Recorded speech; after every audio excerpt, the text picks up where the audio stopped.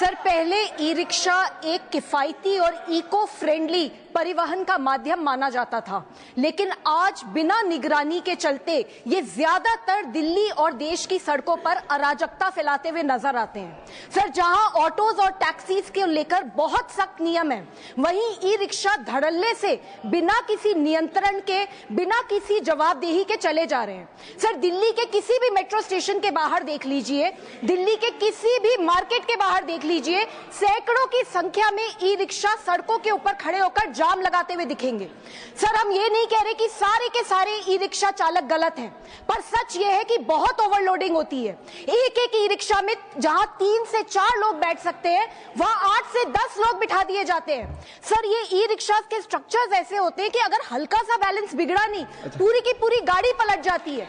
Sir, ये भी देखने को आता है कि बहुत सारे ई रिक्शा ड्राइवर्स, उनके पास ना तो कोई लाइसेंस है, ना ही किसी प्रकार का कोई ट्रेनिंग, रॉन्ग साइड पे चलाते हैं, ओवर स्पीडिंग करते हैं, रेड लाइट तोड़ते हैं, ये सब आम होता जा रहा है। सर, राज्य सरकारों के पास कोई आंकड़े भी नहीं है।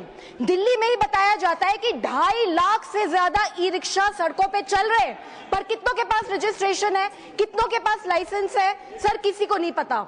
सर, 1 महीने पहले एक 10 साल की बच्ची की दिल्ली में मौत हुई क्योंकि एक तेज रफ्तार ई रिक्शा आकर उसे टकरा गई। सर, अभी कुछ समय पहले एक 7 साल के बच्चे की भी दिल्ली में मौत हुई क्योंकि एक ई रिक्शा के अवैध चार्जिंग पॉइंट से उसको करंट लग गया।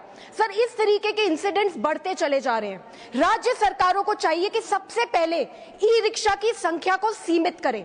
ई रिक्शा के वाहन और चालक दोनों का लाइसेंसिंग होना चाहिए, रूट निर्धारित होने चाहिए, स्टैंड निर्धारित होने चाहिए। जितने अवैध चार्जिंग पॉइंट्स चल रहे हैं ई रिक्शा के, सबको बैन करना चाहिए, बंद करना चाहिए। और सबसे जरूरी बात, अगर कोई नियम तोड़े तो उसके ऊपर सख्त से सख्त कार्रवाई होनी चाहिए। सर, केंद्र सरकार को चाहिए कि राज्य सरकारों की इस इशू पे जवाबदेही तय हो। सर, हमें सुविधा चाहिए लेकिन सिस्टम के साथ, हमें रफ्तार भी चाहिए लेकिन जिम्मेदारी के साथ, और सबसे बड़ी बात सर, हमें प्रगति चाहिए लेकिन किसी की जिंदगी की कीमत पे नहीं। जय हिंद। धन्यवाद।